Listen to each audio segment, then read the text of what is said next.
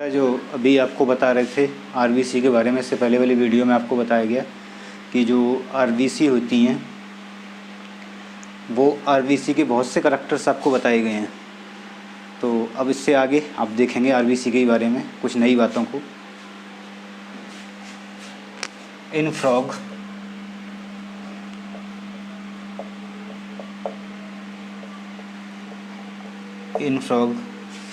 Kidney is erythropoietic organ.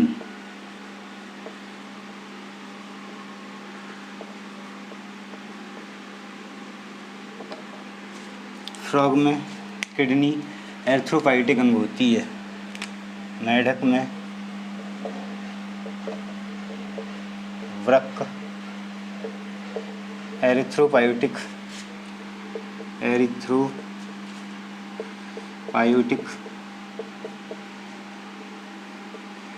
अंग होता है।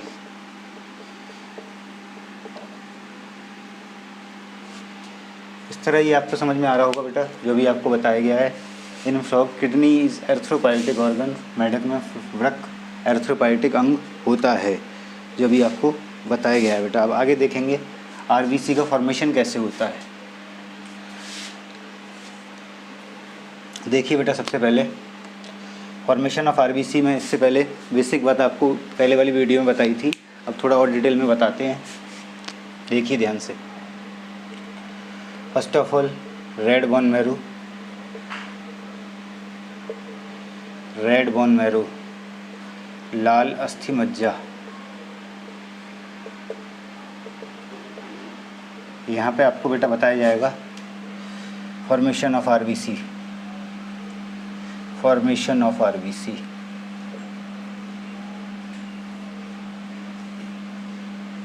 Process of formation of RBC. RBC के निर्माण की प्रक्रिया। आरबीसी के निर्माण की प्रक्रिया।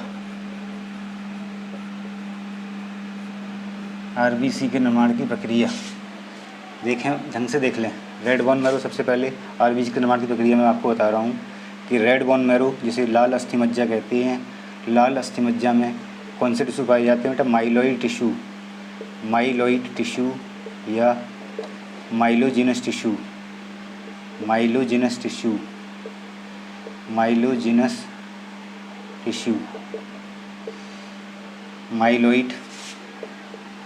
माइलॉइड ऊतक।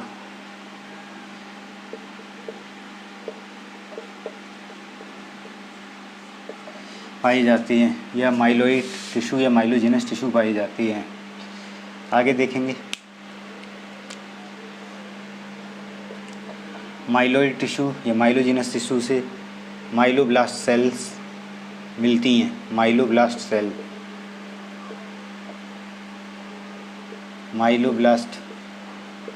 कोशिका।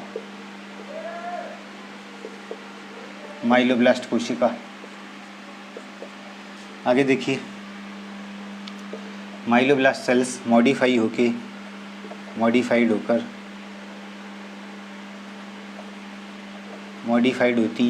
रूपांतरित होती हैं। और ये क्या कहलाती हैं? स्टेम सेल भी कहलाती हैं। Stem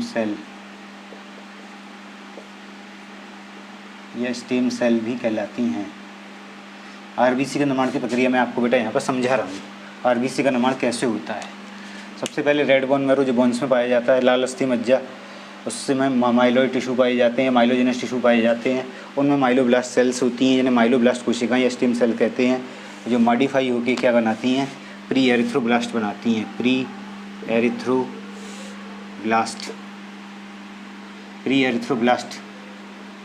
cell. प्री एरिथ्रोब्लास्ट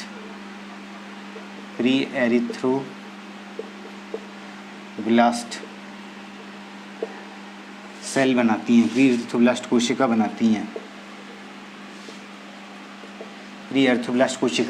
हैं। उसके बाद बेटा प्री एरिथ्रोब्लास्ट से एरिथ्रोब्लास्ट सेल बनती हैं। Erythroblast cell, erythroblast cells, erythroblast कोशिका, इनमें क्या होता है बेटा, इनमें न्यूक्लियस पाया जाता है, न्यूक्लियस प्रेजेंट होता है, न्यूक्लियस प्रेजेंट होता है और सेल ऑर्गेनेल्स प्रेजेंट होते हैं, सेल ऑर्गेनेल्स प्रेजेंट होते हैं, haemoglobin Hb present, Hb absent होता है, साइज में size double in comparison to RBC, in comparison to RBC, RBC की तुलना में साइज कैसा होता है, इनमें डबल होता है। तो एरिथ्रोब्लास्ट सेल्स बाद में किस में बदल जाती हैं, नॉर्मोसाइट्स में बदल जाती हैं, नॉर्मोसाइट्स। नॉर्मोसाइट में क्या होता है, synthesis of haemoglobin, synthesis of Hb, Hb की शुरुआत हो जाती है। नॉर्मोसाइट से क्या बनती हैं, नॉर्मोसाइट से बनती हैं एरिथ्रोसाइट, एरिथ्रोसाइट, एरिथ्रोसाइट। नॉर्मोसाइट से रेटिकुलोसाइट क्या बनती हैं बेटा, रेटिकुलोसाइट बनती हैं, रेटिकुलोसाइट। रेटिकुलोसाइट में क्या होता है, रेटिकुलोसाइट में न्यूक्लियस एब्सेंट होता है, सेल ऑर्गेनेल्स एब्सेंट होते हैं, Hb प्रेजेंट होता है और साइज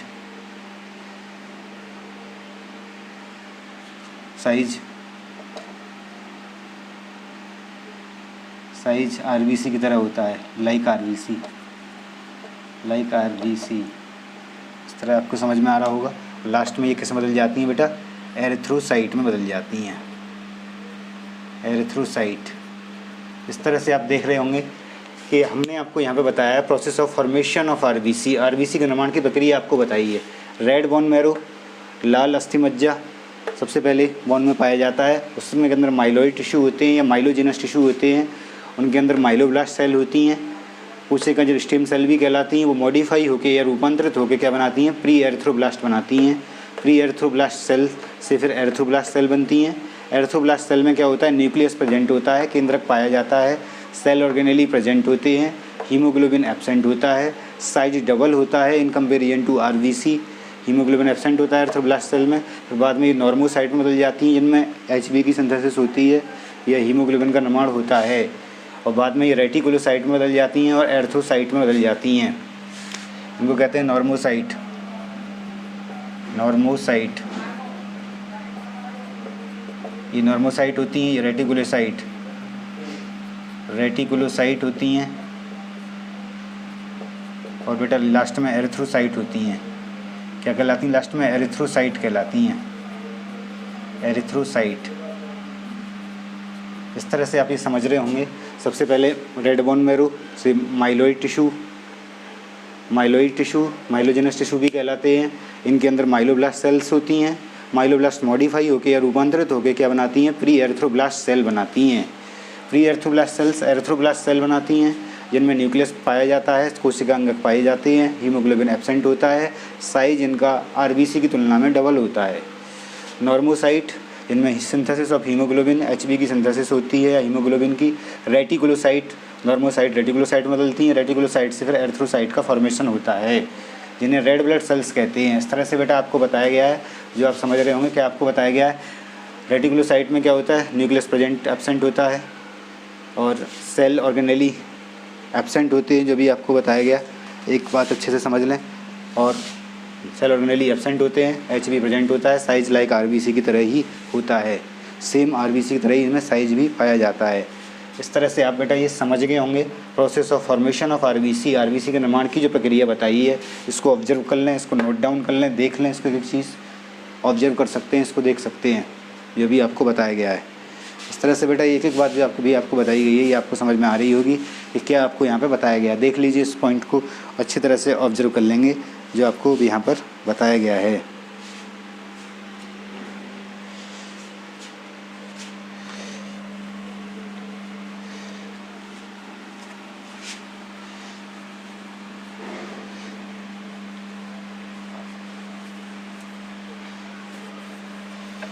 देखिए बेटा आगे 1% RBC, 1% RBC is destroyed in per day, 1% RBC is destroyed per day, and same amount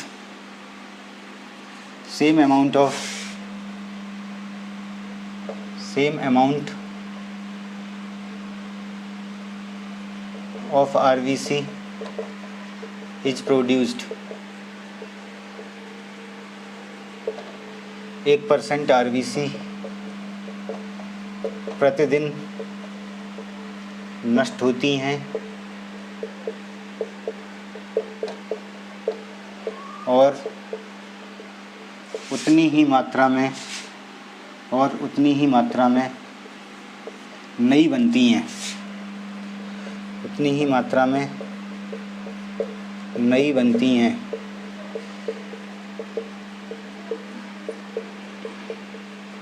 इस तरह से बात समझ में आ रही होगी बेटा आपको, क्या आपको बताया जा रहा है यहाँ पे। देख लें अच्छे से, 1% RBC प्रतिदिन नष्ट होती हैं और उतनी ही मात्रा में नई बनती हैं। RBC इज डेस्ट्रॉइड, RBC नष्ट होती हैं इन स्प्लीन में, RBC is डेस्ट्रॉइड in spleen, so it is called graveyard of RBC। देख लें बेटा, RBC प्लीहा में नष्ट होती हैं, प्लीहा में नष्ट होती हैं और इसलिए प्लीहा को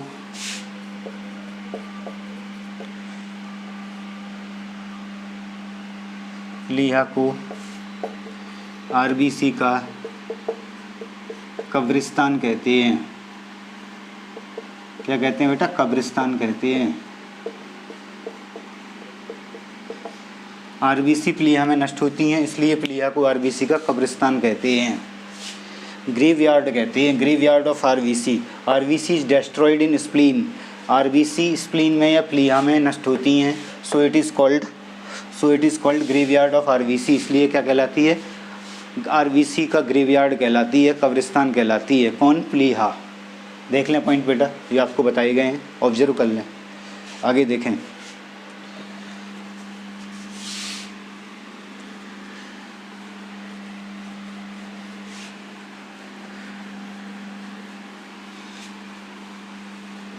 पॉइंट बेटा अच्छी तरह से देख लेंगे आप आगे से। हमको आगे बता रहे हैं, RBC is also stored in spleen, so it is called blood bank। RBC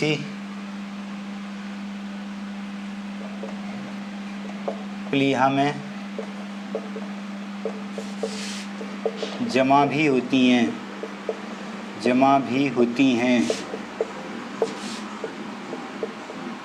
इसलिए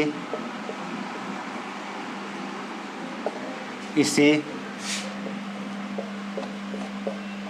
रक्त बैंक भी कहते हैं, रक्त बैंक कहते हैं।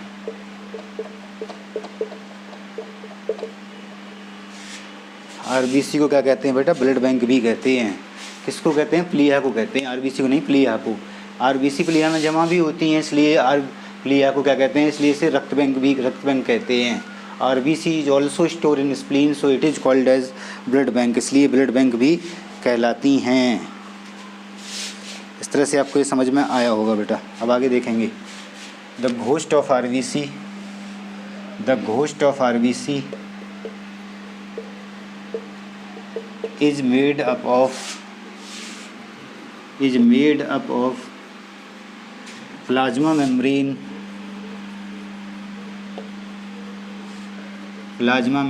of RBC. It is blank RBC. It is made up of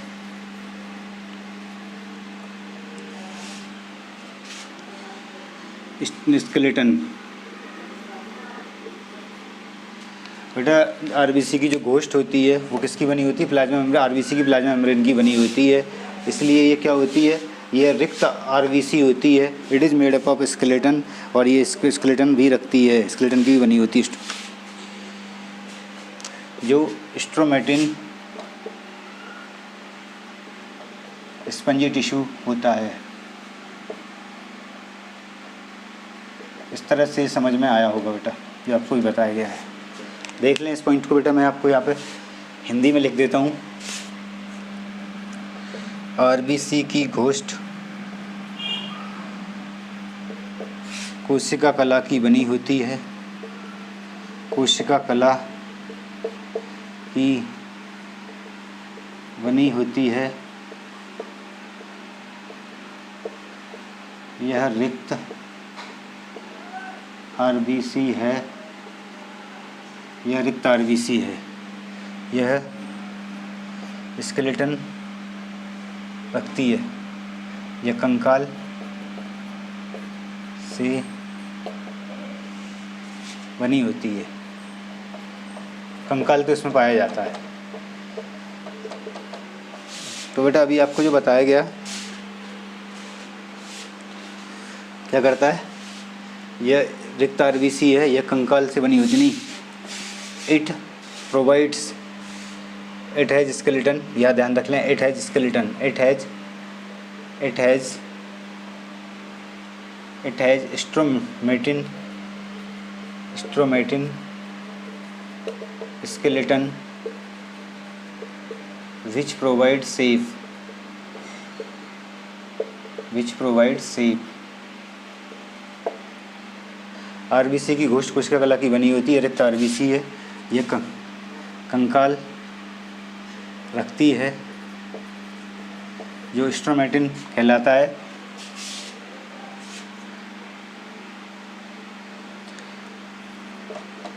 जो आकृति प्रदान करता है।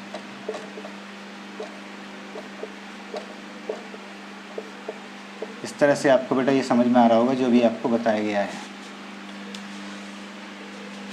तो बेटा ये आपको अच्छी तरह से समझ में आ गया होगा जो भी आपको एक बात बताई गई है। आरबीसी की घोस्ट कोशिका कला की बनी होती है, रक्त आरबीसी है, ये कंकाल रखती है जो आकृति प्रदान करता है। देख लें अच्छी तरह से जो भी आपको आरबीसी के बारे में बताया गया है, क्लियर हो गया होगा। ये पॉइंट क्या बताया गया, the ghost of RBC is made up of plasma membrane of RBC. RBC की घोस्ट कोशिका कला की बनी होती है। इट इज़ ब्लैंक आरबीसी, ये रिक्त आरबीसी होती है। इट हैज स्ट्रोमेटिन स्केलेटन, यह कंकाल रखती है स्ट्रोमेटिन, विच प्रोवाइड शेप, जो शेप प्रोवाइड कराता है या आकृति प्रदान करता है। इस तरह से आप ये समझ गए होंगे जो आपको बताया गया है यहाँ पे। देख लें अच्छी तरह से पॉइंट।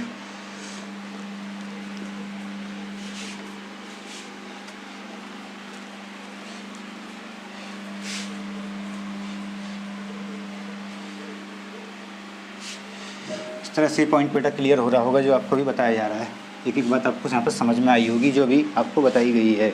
आगे देखिएगा इसके बारे में, आगे आपको बताएंगे, किसके बारे में बताएंगे, आरबीसी के जुड़े हुए एक दो पॉइंट और हैं, उनको और बता देते हैं। अभी आप देखिए अच्छे से।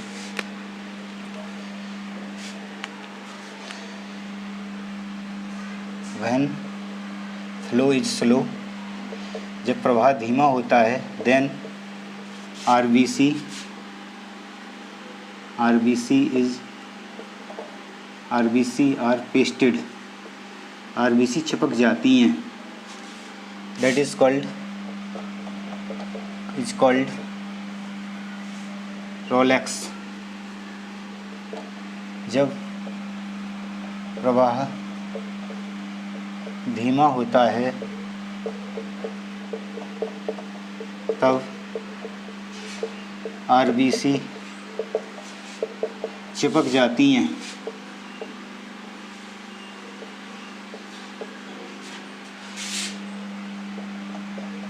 तब इसे रोलेक्स कहते हैं।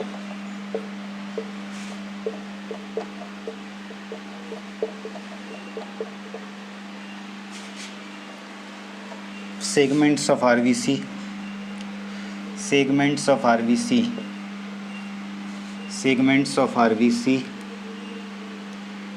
segments of RBC is called hemoconia, hemoconia। RBC के टुकड़े हीमोकोनिया कहलाते हैं, हीमोकोनिया कहलाते हैं। इस तरह से आपको समझ में आ रहा होगा बेटा क्या बताया गया है। अभी आपको ये बताया गया है कि जब प्रवाह धीमा होता है तब आरबीसी चिपक जाती हैं, इसे रोलेक्स कहते हैं। और उसके बाद ये बताया गया है कि segments of RBC is called haemoconia. RBC के सेगमेंट्स क्या कहलाते हैं? हीमोकोनिया कहलाते हैं। Segment of RBC is called haemoconia कहते हैं आरबीसी के छोटे टुकड़ों को। Segments of RBC is called, RBC के छोटे विखंडित टुकड़ों को, स्मॉल सेगमेंट्स, आरबीसी के स्मॉल सेगमेंट्स ऑफ आरबीसी, छोटे आरबीसी के छोटे टुकड़े क्या कहलाते हैं? हीमोकोनिया कहलाते हैं। आरबीसी के छोटे टुकड़े, small segments of RBC is called haemoconia. इस तरह से बेटा हमने आपको यहाँ पे पूरा आरबीसी के बारे में सब कुछ बता दिया है। अब हम आगे आपको सब कुछ बता चुके हैं आरबीसी के बारे में, आगे डब्ल्यूबीसी के बारे में आपको बताएंगे, जिसे कहते हैं वाइट ब्लड सेल्स कहते हैं, उनके बारे में आपको आगे डिस्कस करेंगे। इस तरह से बेटा आरबीसी पूरा हो गया और अब आगे आपको बताया जाएगा डब्ल्यूबीसी के बारे में, वाइट ब्लड सेल्स के बारे में यहाँ पर आपको बताया जाएगा। बेटा देखिए कंप्लीट हो गया आरबीसी, ऑब्जर्व कर लें, पॉइंट को अच्छे से देख लें। अब मैं बेटा आगे शुरू कर रहा हूँ डब्ल्यूबीसी, जिन्हें वाइट ब्लड सेल्स कहते हैं, जो कलरलेस होती हैं। आरबीसी का रंग तो लाल होता है बेटा, पहले भी आपको बताया था कि ब्लड के दो कंपोनेंट्स होते हैं, प्लाज्मा और सेल्स। तो ब्लड में प्लाज्मा कंपोनेंट्स के बारे में हमने आपको डिटेल में बताया हुआ है, अच्छी तरह समझा चुके हैं, और सेल्स में आरबीसी में भी बहुत डिटेल में आपको बता चुके हैं एक एक बात। अब हम आपको यहाँ पर डिटेल में पढ़ाएंगे डब्ल्यूबीसी, वाइट ब्लड सेल्स के बारे में आपको यहाँ पर पढ़ाएंगे। देखिए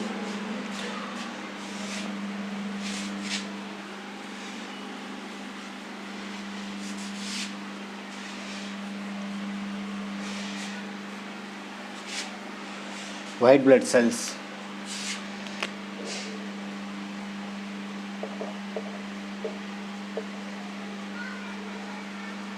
जिन्हें बेटा क्या कहते हैं? वाइट ब्लड सेल्स को ल्यूकोसाइट भी कहते हैं, ल्यूकोसाइट कहते हैं, ल्यूकोसाइट कहलाती हैं वाइट ब्लड सेल्स। क्या कहलाती हैं? ल्यूकोसाइट।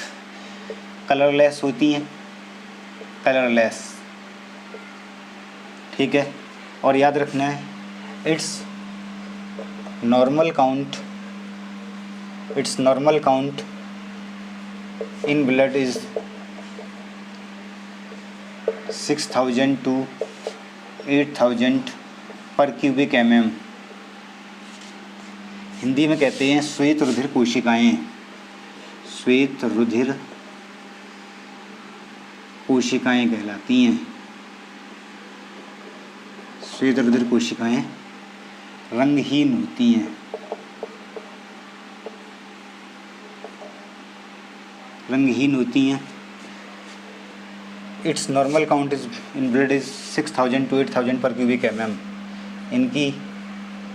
इसकी सामान्य संख्या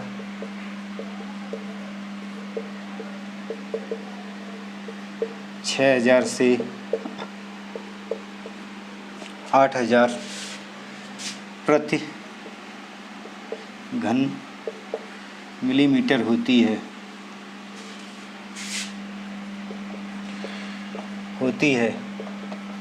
पुरुष में।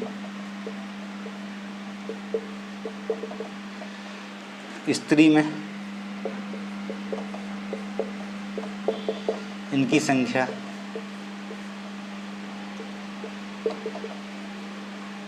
4000 से 7000 पर cubic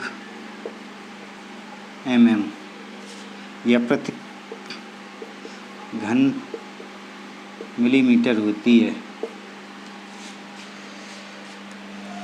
in females number 4000 to 7000 पर क्यूबिक mm। इस तरह से देख रहे होंगे बेटा, जो वाइट ब्लड सेल्स होती हैं इनकी सामान्य संख्या 6000 से 8000 प्रति घन मिलीमीटर होती है, और स्त्री में इनकी संख्या कितनी होती है? 4000 से 7000 प्रति घन मिलीमीटर होती है। इन फीमेल्स में नंबर्स कितने होते हैं? 4000 से 7000 पर क्यूबिक mm पाए जाते हैं। इस तरह से आपको ये समझ में आया होगा जो आपको बताया जा रहा है। देख लें बेटा अच्छी तरह से पॉइंट।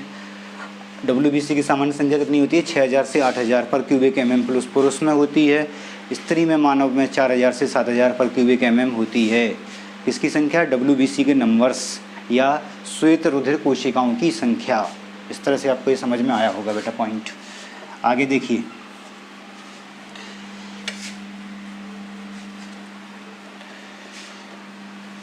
बेटा आगे हम आपको बताते हैं कुछ टर्म्स।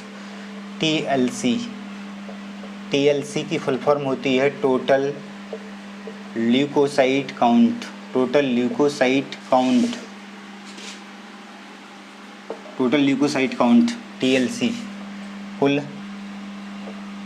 TLC की फुल फॉर्म क्या होगी? टोटल ल्यूकोसाइट काउंट, यानी कुल ल्यूकोसाइट की संख्या। कुल ल्यूकोसाइट की संख्या क्या कहलाएगी बेटा? TLC। कुल ल्यूकोसाइट की संख्या क्या कहलाएगी? TLC। उसके अलावा DLC क्या होती है full form? Different leucocyte count.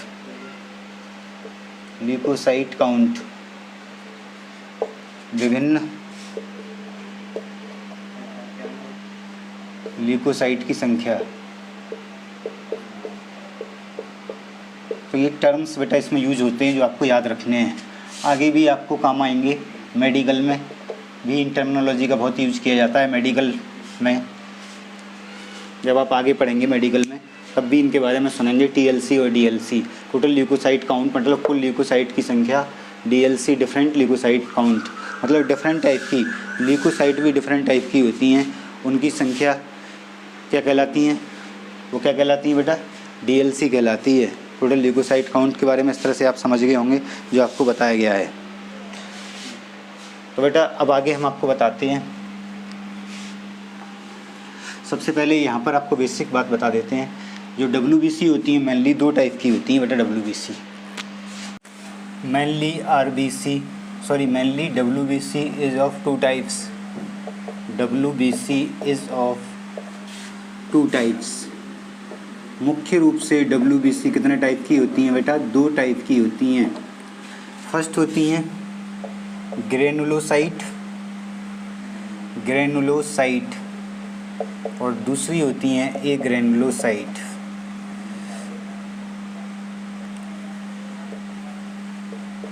Granulocyte कौन सी होती हैं? Has granular cytoplasm. जो ग्रेनुलर साइटोप्लाज्म रखती हैं, कणिका युक्त कोशिका द्रव्य रखती हैं, क्या कहलाती हैं? ग्रेनुलोसाइट कहलाती हैं। एग्रेनुलोसाइट क्या होती हैं बेटा? हैज़ एग्रेनुलोसाइट के बारे में देखेंगे। Agranulocyte has agranular cytoplasm. जो एग्रेनुलर साइटोप्लाज्म रखती हैं या अकणिकाकार कोशिका द्रव्य रखती हैं, वो क्या कहलाती हैं? एग्रेनुलोसाइट कहलाती हैं। तो ग्रेनुलोसाइट और एग्रेनुलोसाइट आपको समझ में आई होंगी क्या होती हैं। ग्रेनुलोसाइट को भी बेटा डिवाइड किया गया है आगे 3 टाइप्स में। पहली होती हैं ईओसिनोफिल्स या एसिडोफिल्स, दूसरी वेसोफिल्स और तीसरी होती हैं न्यूट्रोफिल्स। बेटा जो ईओसिनोफिल्स होती हैं, न्यूट्रोफिल्स सबसे ज़्यादा टोटल WBC का 65% न्यूट्रोफिल्स पाई जाती हैं। सबसे ज़्यादा संख्या किसकी होती है?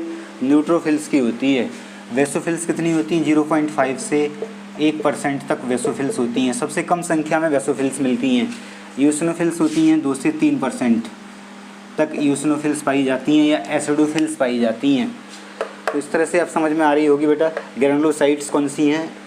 और एक ग्रैनुलोसाइट भी 2 होती हैं। ये ग्रैनुलोसाइट कौन सी होती हैं? 2 होती हैं। एक होती हैं मोनोसाइट और दूसरी होती हैं लिम्फोसाइट। 6 से 8% होती हैं मोनोसाइट। लिम्फोसाइट टोटल WBC का 20 से 25% होती हैं लिम्फोसाइट। इस तरह से आप देख रहे होंगे बेटा कि आपको क्या बताया गया है। तो ये ग्रैनुलोसाइट तो 2 ही हैं, मोनोसाइट और लिम्फोसाइट। और ग्रैनुलोसाइट 3 होती हैं, eosinophils, basophils, neutrophils. Mainly WBC is of 2 types. मुख्य रूप से WBC को 2 भागों में बांटा गया है। पहली ग्रैनुलोसाइट होती हैं, हैज ग्रैनुलर साइटोप्लाज्म रखती हैं। दूसरी ए ग्रैनुलोसाइट होती हैं, ए ग्रैनुलर साइटोप्लाज्म रखती हैं, अकड़िकाकार कोशिका द्रव्य रखती हैं। तो ग्रैनुलोसाइट होती हैं वो 3 प्रकार की होती हैं। ग्रैनुलोसाइट ईओसिनोफिल्स होती हैं, वेसोफिल्स, न्यूट्रोफिल्स। ए ग्रैनुलोसाइट 2 प्रकार की होती हैं, मोनोसाइट और लिम्फोसाइट। परसेंटेज आप देख लें, वेसोफिल्स सबसे कम संख्या में मिलती हैं 0.5 से 1%। सबसे ज़्यादा कौन सी मिलती हैं? न्यूट्रोफिल्स मिलती हैं, 65% मिलती हैं। न्यूट्रोफिल्स और मोनोसाइट्स एक्ट एज मैक्रोफेजेस के रूप में काम करती हैं। दे एनगल्फ द माइक्रो ऑर्गेनिजम्स को एनगल्फ करती हैं। कौन? मोनोसाइट और न्यूट्रोफिल्स। इन्हें मैक्रोफेजेस भी कहते हैं।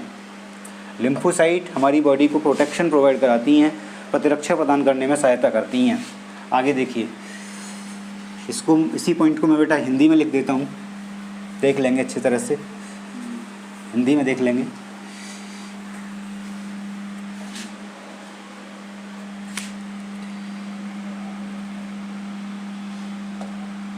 श्वेत रुधिर कोशिकाएं मुख्य रूप से 2 प्रकार की होती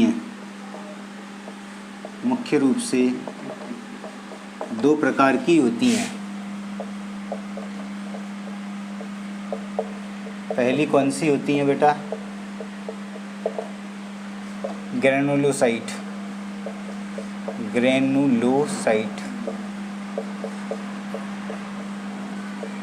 कोशिका द्रव्य कणिकाकार होता है, कण के रूप में पाया जाता है, पार्टिकल के रूप में पाया जाता है, कणिकाकार होता है। उदाहरण कौन से इनके ग्रैनुलोसाइट के बेटा? होती हैं एसिडोफिल्स जो 2 से 3% होती हैं। दूसरी होती हैं वेसोफिल्स जो 0.5 से 1% होती हैं। तीसरी होती हैं न्यूट्रोफिल्स जो 60 से 65% होती हैं, 65% तक पाई जाती हैं। सबसे ज़्यादा संख्या में न्यूट्रोफिल्स ही होती हैं। दूसरी ए ग्रैनुलोसाइट